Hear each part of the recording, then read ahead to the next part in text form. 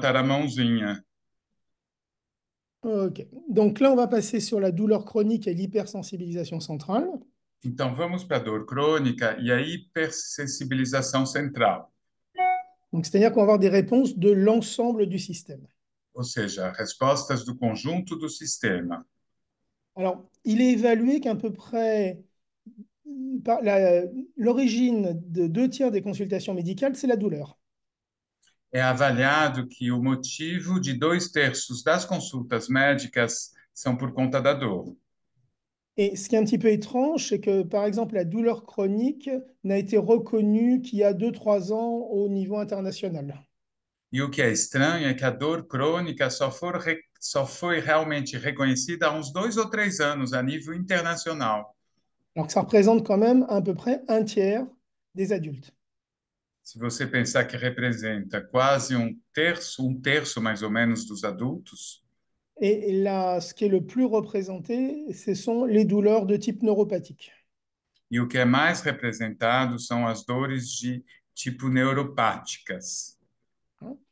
Et donc, il est intéressant de voir aujourd'hui que quand on prend les lombalgiques, de 2005 à 2015, on voit que ça a augmenté de 50%.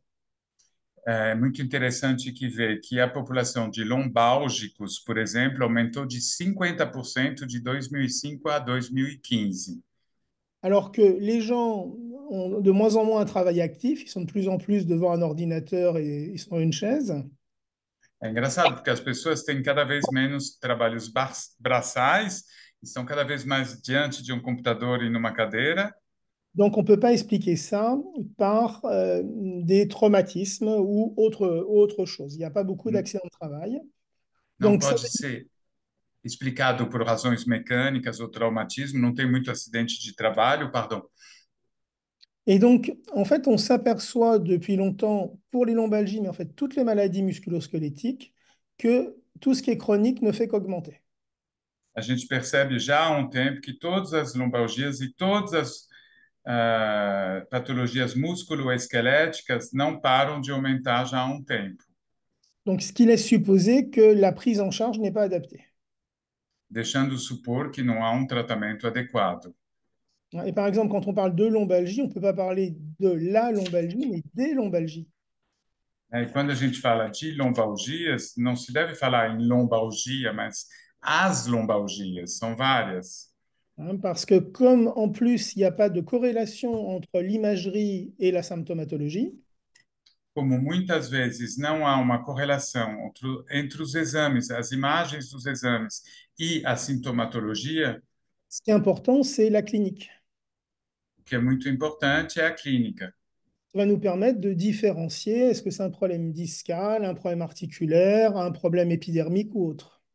que permite diferenciar se é um problema discal, articular, etc.